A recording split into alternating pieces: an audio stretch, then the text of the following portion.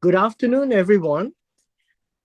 We continue our study in the book of Exodus. Today we are covering chapter 3. Remember, we have been studying the book of Exodus from chapters 1 and 2 as providing us an introduction. And last week we saw how Moses got married. It says here, and now Moses was tending the flock of Jethro, his father-in-law, the Kohen of Midian. And just to recap, remember Moses was married to, well, we didn't get the name of the person, but the priest of Midian or the Kohen does not necessarily mean priest, but actually a leader of Midian or a prince of Midian. And Jethro would have another name later on, which you read as Hovav. Now, there was a name that we looked at last week, the name of Ruel. And this would be the father of Jethro. Now, as time went on, and this would be at least 40 years by now, and so we have and then Moses was tending the flock, and by flock, you need to know that these would be the small sheep, right? The small sheep and goats. Small sheep and goats. And these would be the kind of animal that people in that area would actually pay attention to, and they would be rearing them. Then it says here, and then, as you can tell, 40 years have come and gone, and there's nothing said between chapters 2 and 3. Not important. Moses had his life, and it was not for us to peer into his married life at that point in time. And so he led this flock to the back of the desert. Now, this idea here, not so much as you call it back of the desert, uh, how should we say, this idea of back of the desert doesn't actually read well. This would be the free pasture land.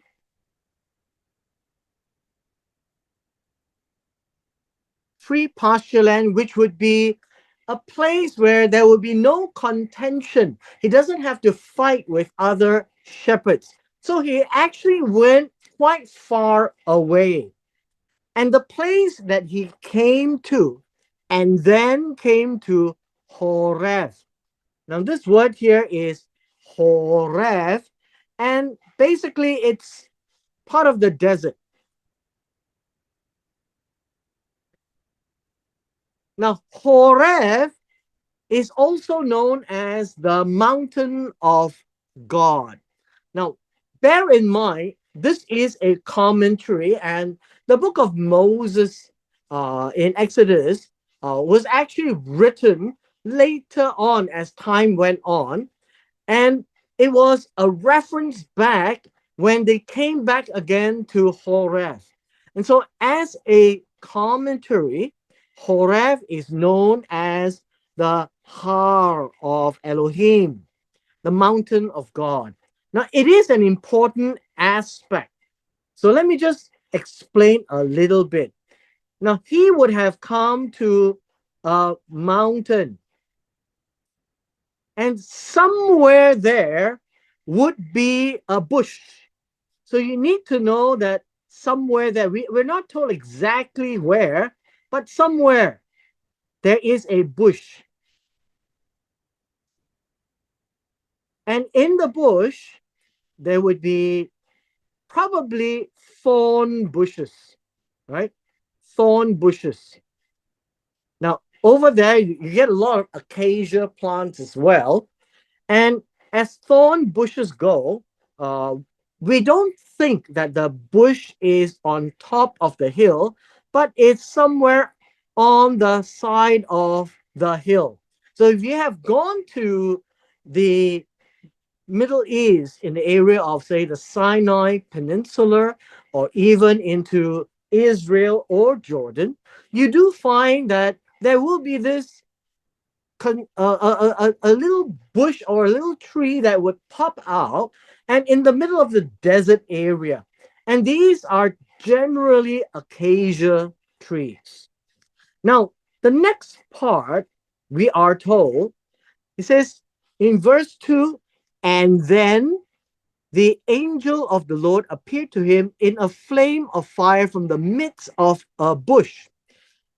And so he looked, and behold, the bush was burning with fire, but the bush was not consumed. A little bit of explanation is necessary. First, the angel of Jehovah. So understand angel. The word angel is also the word messenger. Comes from the Hebrew word malak. Malak means one who walks for another. And so this angel is walking on behalf of Jehovah. That is how it would be understood in this case, right? It's about Jehovah. So it's a very particular angel that has been designated, has been empowered, has been given the authority to speak for Jehovah. That's how the Hebrew would paint this for us right now. And then it says that he appeared. Now, this word appeared literally literally means that he saw. The angel of the Lord actually uh, was seen by him. Now, what did he actually see?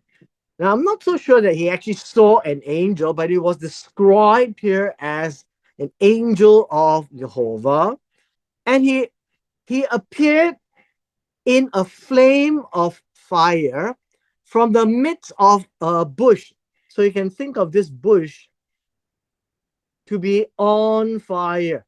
That would be a way of looking at it, right?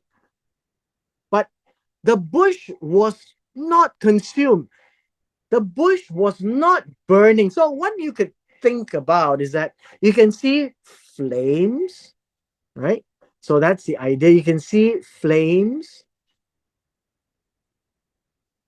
but the tree was not burning, not consumed, not burned up, not burned up. So it was a very special sight. So now we find that, and then Moses said, I will now turn aside and see this great sight, why the bush does not burn. So now we have Moses with the animals, and he saw. Says this is very strange. He says this turn aside means I am going to walk near to it. So this is what I will now turn aside means that he was walking there and then he saw the burning bush, so he is making a detour. He was turning away from his main path and he wanted to see this great sight. Why was it great? Because he saw the bush was burning with fire but not consumed. Why does the bush not burn? Now, in his experience, obviously, when something burns, it will be destroyed. So now we come to verse 4. Verse 4 begins, and then when the Lord, now notice we now have a correlation. The correlation is this: we are seeing the angel of the Lord correlated with the Lord. So this is a way of the narrative, right? It's how the narrative is written. How is an angel of the Lord called the Lord or called Jehovah? And so the idea here would be this: the angel of the Lord, Malak, uh, Malak, Jehovah, literally represents Jehovah. And so the description here continues. And when Jehovah saw that Moses had detoured from his path, then Elohim, this is the word, this word is Elohim.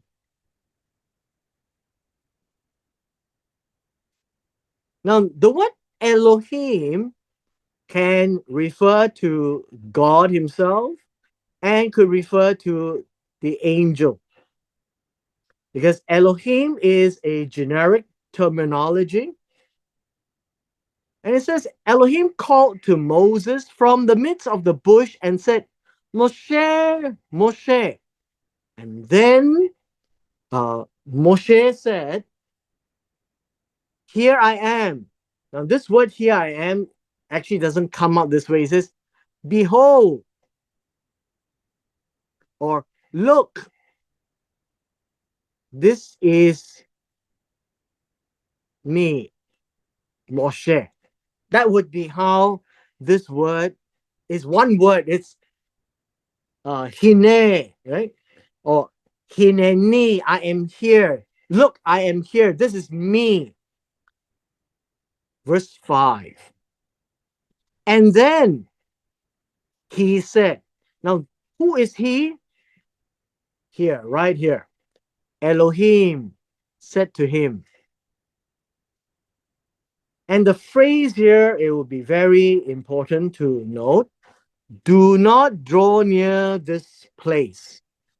Now, in verse 5, it says, don't come near this place. It's an instruction, if you want to call it that way. Do not come near this place, or do not come any closer. Do not come any closer. It says, take off your sandals from your feet, for the place where you stand is holy ground. Remember what the word holy actually means? It is special, right? It means special. And so what we now can see is that based on this expression, this entire area is holy ground because it is a mountain of God. It's not just that area of the tree, but the entire hill is holy ground because the presence of God is there. Later on, when you read about Mount Sinai in Exodus chapter 19, then you would realize that none of the Israelites are to come near the mountain because it is holy ground. It is special ground. Now, why is it special? It is special because God's presence is here. And then he said, the expression here is important. Anoki Elohe Avika. So I am the Elohim of your father. Now, in this case, it is to express to Moses, I am the Elohe Abraham. I'm the God of Abraham. the God of Isaac, and the God of Yaakov, Jacob. And by this expression, every Hebrew person growing up would know about Abraham, Isaac, and Jacob. They will also know about the stories as they are being told, that they have been promised by the God of Abraham and repeated to the God, to Isaac, and to Jacob. The God of Abraham made the promise to Abraham, made the same promise to Isaac, and the same promise to Jacob. This is the God who spoke to them. He is the God of your father. By father, it does not mean his immediate father, but his father by the the people group, in this case, the Hebrew people. Verse 6 in the bottom half, the reaction of Moses, and then Moses hid his face. Now, this idea of hid his face, or this would be cause his face to be concealed.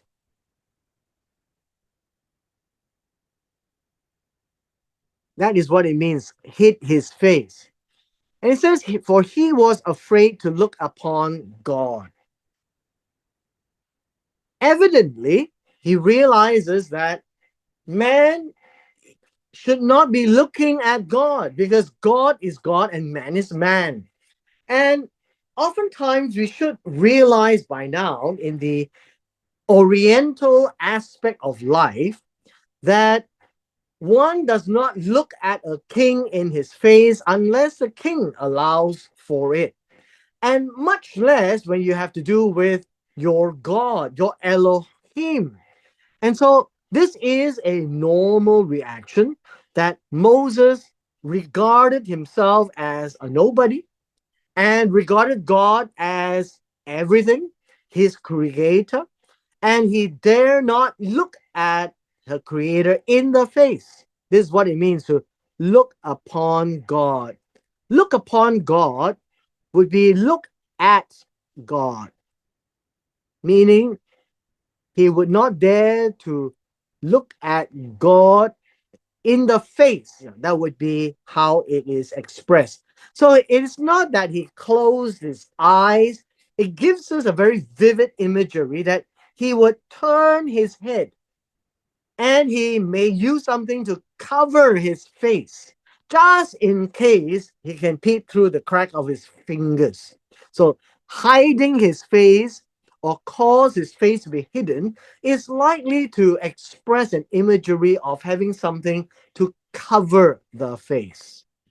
Verse 7, and then the Lord said, I have surely seen the oppression of my people who are in Egypt, and have heard their cry because of their taskmasters, making their life very miserable, for I know their sorrows. So please remember, we have talked about this many times, seeing and knowing, right? So to see, surely seeing that he sees, this is a very intentional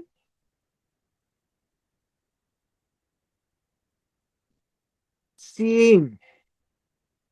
And this would be to perceive, to understand what's happening, literally looking, observing. And by that, you find that this word here is the word know. And by doing this, there is a knowledge.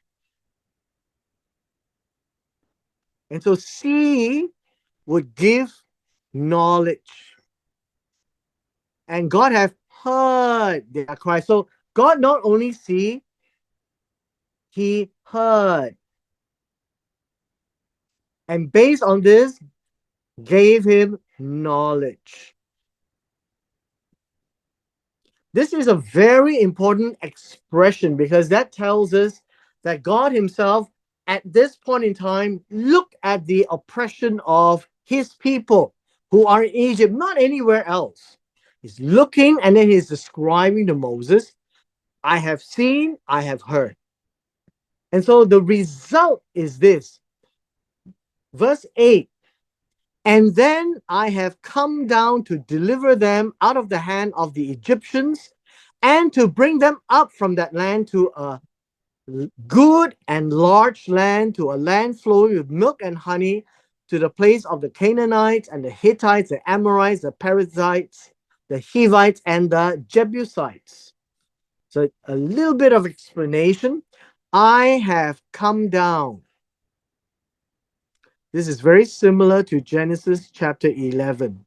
It says, God is seen in the Shamayim. That's the concept. God went up from the Shamayim, it was from the Shamayim, He descended. And now He's at the burning bush. Now, what exactly did happen? Now, obviously, Malach Yehovah, the angel of the Lord, represents God to come down.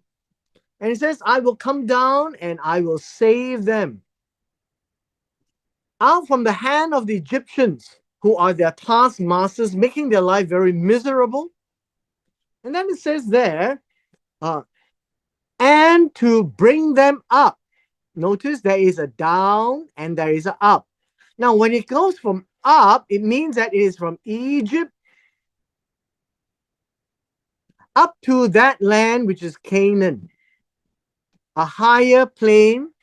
And it says there, it is a good and wide land that can occupy a lot of people. It is good, it is functional, a land that is flowing with milk and honey. That is a promise that was given to Abraham. Now, what does that mean? It means that it is not that milk will flow out of the stream or honey will just drip out of the flowers. What it basically means is that it is a very functional land. It is a very broad land where people can live and farm. It is a land that is very fertile, where the animals will have more than enough to eat, and they will produce a lot of milk. And there will be enough of the flowers and the dates there, and you will get honey. That would be the idea that is being described. And God says, I will do that for them. It is a place of the Canaanites, the Hittites, the Amorites, the Perizzites, the Hivites, and the Jebusites. With this, you should be looking at Genesis chapter 15 and Genesis chapter 17. This was the promise that God has given to Abraham, and then to Isaac, and then to Jacob. Verse 9. And now, therefore, look, the cry of the children of Israel has come to me. Now, right? And I have also seen the oppression which the Egyptians oppress them. Come now, therefore, and I will send you to Pharaoh, that you may bring my people, the children of Israel, out of Egypt. This, by the way, would be a shocking revelation, because it is about you, that I will send you to Pharaoh, that you may bring my people, the children of Israel, out of Egypt. He just ran away from the Pharaoh. And now another Pharaoh. So I will send you to Pharaoh. And this I will send means Moses will represent Jehovah. Just like the angel of the Lord, or Malach Yehovah, represented God to speak to Moses, God says, I will send you to represent me to Pharaoh, and that you may bring all of these people, the children of Israel, out of Egypt. Verse 11. And then Moses said to God, says, who am I that I should go to Pharaoh? I'm nobody. And that I should bring the children of Israel out of Egypt. And then verse 12. And then God said, what did God say? I will certainly be with you. So I will be with you. Now, this word be with you, you should now, for now, know this Hebrew word. The Hebrew word is ehyeh. So this word, I will certainly be, is ehyeh. Just bear this in mind for now. So I will be with you. And then it says, continuing, and this shall be a sign. Now remember, every time you see this word a sign, it is visible. Everyone can see. And I'll give you a sign to you that I have sent you. When you have brought the people out of Egypt, you shall serve God on this mountain. So, what exactly is being said is this: when you bring the people out of Egypt, you will come back to this mountain to serve God, and this is the sign. So, everyone can see when they gather at this mountain of Horeb, then they would know that God has sent Moses. Now, this phrase here is this: I will certainly be with you. And this would be Ehyeh Imak. And bear this in mind, and then we will come and expand on this. This phrase, I will certainly be, is Ehyeh. We come to verse 13. And then Moses said to God, indeed, when I come to the children of Israel and say to them, the God of your fathers has sent me to you, and they say to me, what is his name? The question would be, what shall I say to them? Now, first and foremost, you need to explain why would Moses ask such a question? Obviously, whatever the sons or children of Israel know, Moses would know. The only name that they know at this point in time will be El Shaddai. And we'll see that in Exodus chapter 6, verse 3. El Shaddai. That's the only name that they all know. Now, obviously, there is Elohim. That's correct. El Elyon. And we see that in the book of Genesis. But the name Jehovah that is not known because Jehovah is a name that is after this fact. And so, what shall I say to them? It's not about his name. What is the sign that they can see that it is you? Now, the answer that God made is this. Please look at verse 14. Verse 14 says, and then God said to Moses, and we have this phrase here, I am who I am. Let me just pause here to explain this. I'm going to strike this out because this is not a very good translation. The Hebrew is Ehyeh, Asher, Ehyeh. Notice it is this Ehyeh. It is I will certainly be that I will certainly be. I mean, that would be a very easy way to translate because it links, right? It links here to here because it's the same word. The word ehyeh literally means I will be, right? I will be. I will be. And the word be also means I will appear. I will be seen. I will be with you. All of these are good translations. So I will be who I will be. I will certainly be that I will certainly be, or I will be that I will be.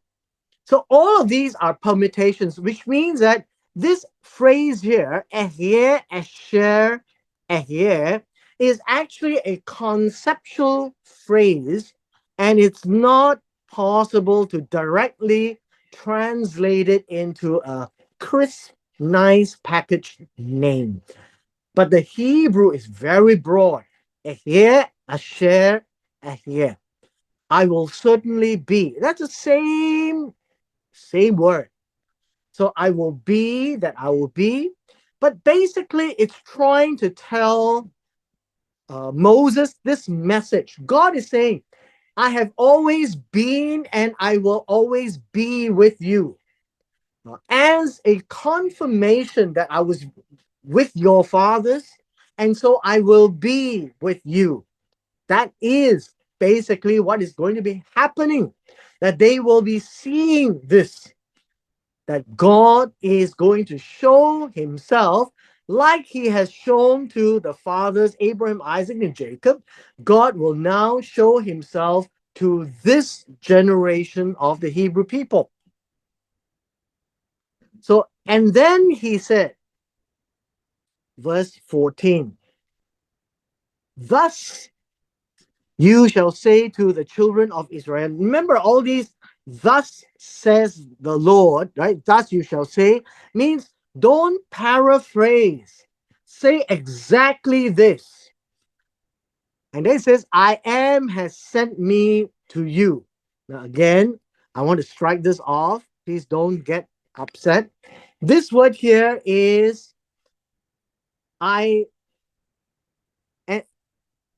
yeah. It says, I will be, or I will certainly be, has sent me, Moses, to you. So here is more proper to express it in this fashion, that I will certainly be. I will certainly be seen. I will certainly be with you. I will certainly appear. All of this.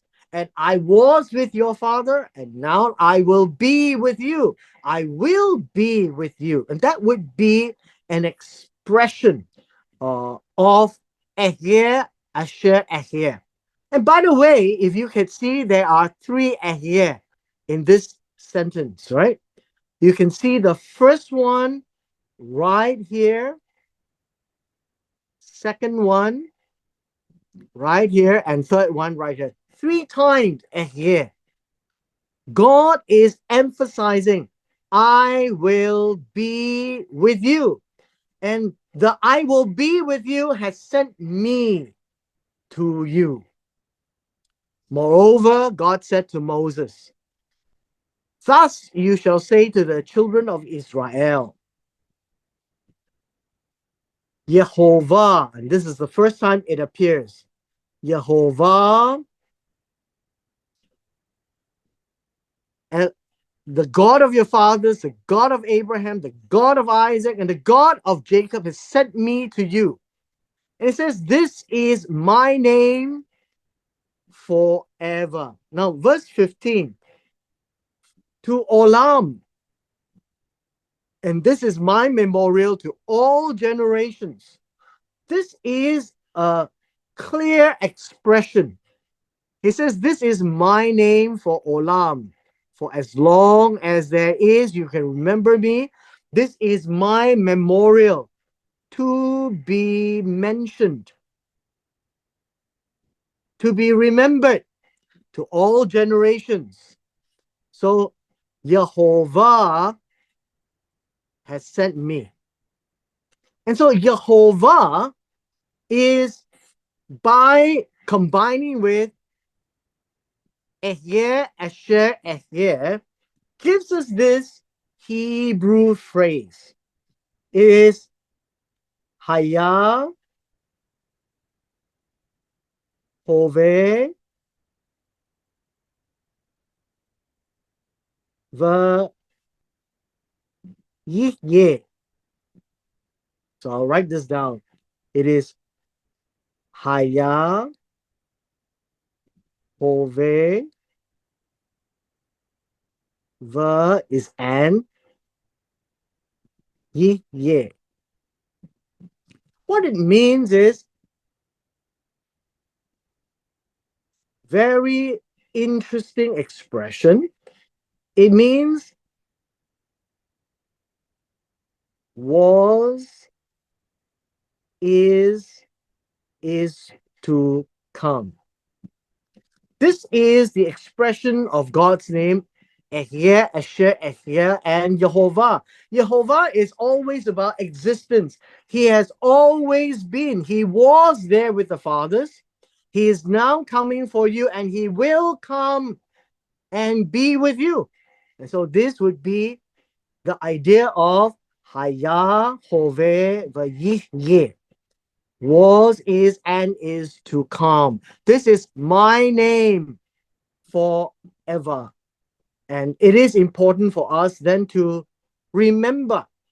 And it says this: go and gather the elders of Israel together and say to them, the God of your fathers, the God of Abraham, of Isaac, and of Jacob, has appeared to me, saying, and this is the expression, I have surely visited you and saw what yet is done to you in Egypt. And I've said, I will bring you up out of the affliction of Egypt to the land of the Canaanites and the Hittites, the Amorites, the Perizzites, the Hivites, the Jebusites, to a land flowing with milk and honey. Now, I want to point out to you that you should go back and read this. Genesis chapter 50, right at the end. Right at the end. These are the words that God has said that he would come back to them and that they would know that God has come to visit them. That is very much what is being said. So go back and read Genesis chapter 50. I think 50 would be a good passage to read in verses 24 and 25, right? In verse 24 and 25.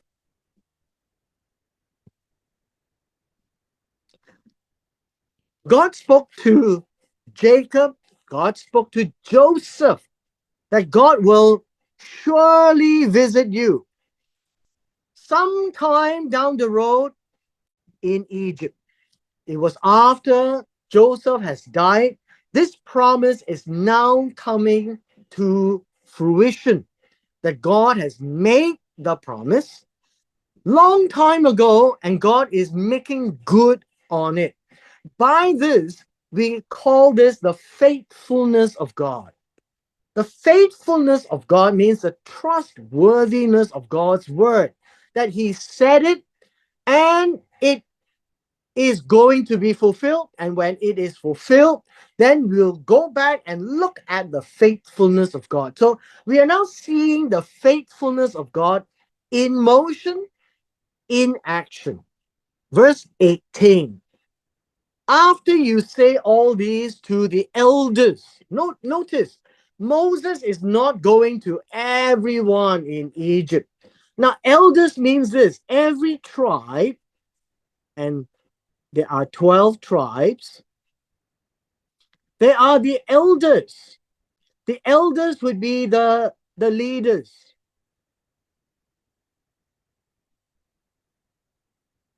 And Moses is actually speaking to them because they represent the tribes. And then they will hear your voice, they will obey you. And then you shall come, and you and the elders of Israel, to the king of Egypt. The king of Egypt is called the Pharaoh. And so a normal terminology would be the king of Egypt. And his name or his title is the Pharaoh. In verse 18, it says, when you come to the king of Egypt, and then you shall say to him, this is what you shall say, the Lord God, Jehovah Elohei Ha-Ephraim of the Hebrews. Now, at this point in time, they are not called Israelites. There is a progression. They are the Hebrews. And then they are also known as the sons of Jacob or sons of Israel. That is Jacob's other name. But later on, you would see that they are known as the Israelites when they are a nation. At this point in time, they are still not known as a nation. They're just the Hebrew people to the Egyptians. It says the Lord God of the Hebrews have met with us. Now understand this word, met with us, means that he has come, uh, has met, or what we call has encountered, right? We have encountered him. Now, how would they know? So the elders never saw the angel of God, of the Lord. The elders never saw the burning bush. And so, how would the elders know? It was all from Moses' mouth. So, this is the time of God, through the angel of the Lord, speaking as a first person to Moses. The Lord God of the Hebrews has encountered with us, have come to meet us. And that would be Moses, right? Us and Moses represents the us. And by saying that, it tells us that they will heed your voice when they are willing to acknowledge your leadership. And so go and tell the Pharaoh that now please let us go 3 days journey into the wilderness that we may sacrifice to the Lord our God. And then God says, but I am very sure that the king of Egypt will not let you go. No, not even by a mighty hand. And so this is not exactly correct, right? This would be if not by a mighty hand.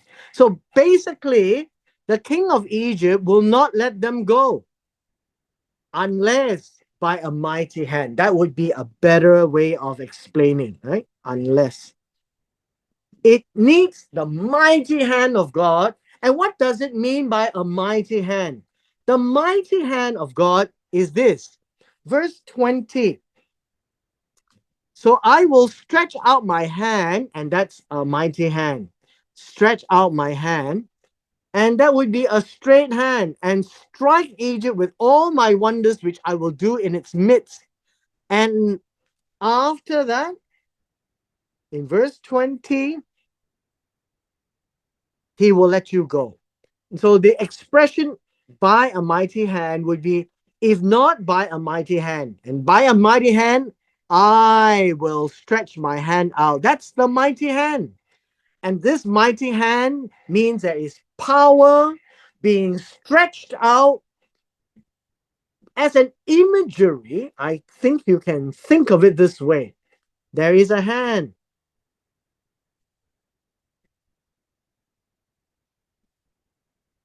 And think of it this way. If this hand is stretched out, then you can think of this as a, a way of showing power.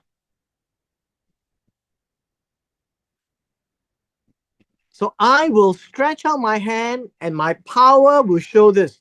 It will strike Egypt with all my wonders. Now, this idea of wonders here is pala. Pala here literally means things that is astonishing. It is difficult to understand.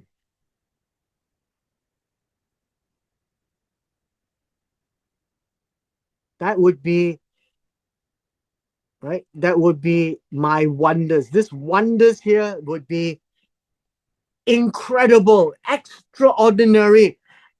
Don't understand how it works, but it is happening. And I will do it in its midst.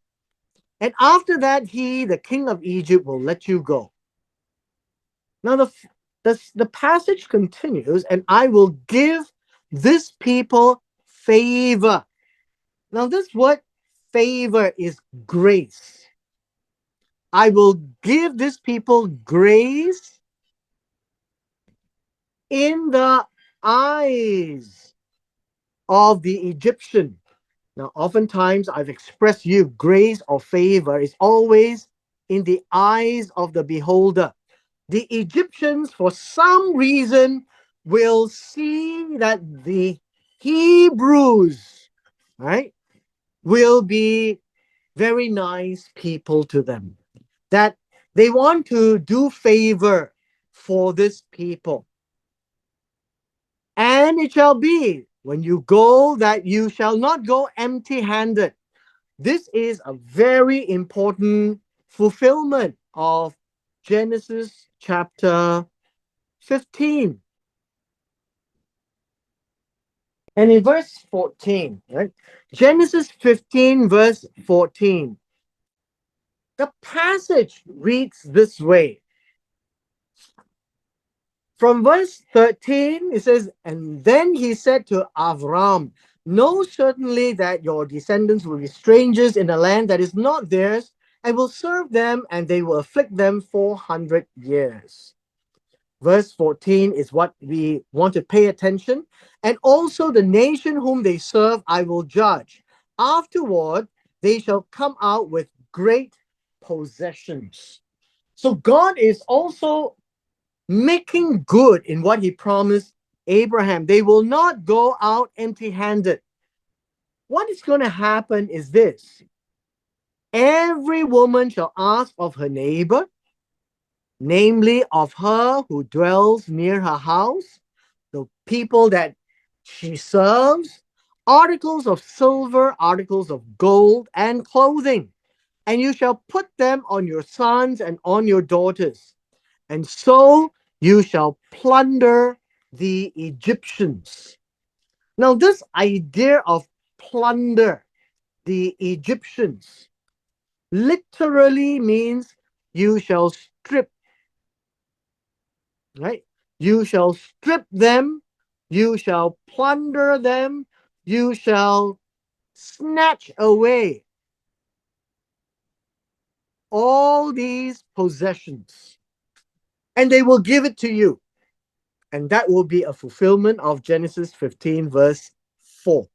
Remember, all of this is being spoken to Moses. And God is priming Moses to be the leader of the Hebrews. And by the Hebrews, they will eventually become a nation, the nation of Israel. And here, God is telling Moses what is going to happen. And all these things that will happen will show you that Ehyeh, Asher, Ehyeh. Right? Ehyeh, Asher, Ehyeh. I will be with you. I will appear to you, and I will do things to show you that I am with you. And Jehovah being Haya, Hove, Yihye, is he who was, he who is, and is to come. That he'll always be with his people, with the fathers, and now with this generation. And how will they know? Not only by the lips of Moses, but by the actions that God will do, that they will all see as signs, visible that God is with them.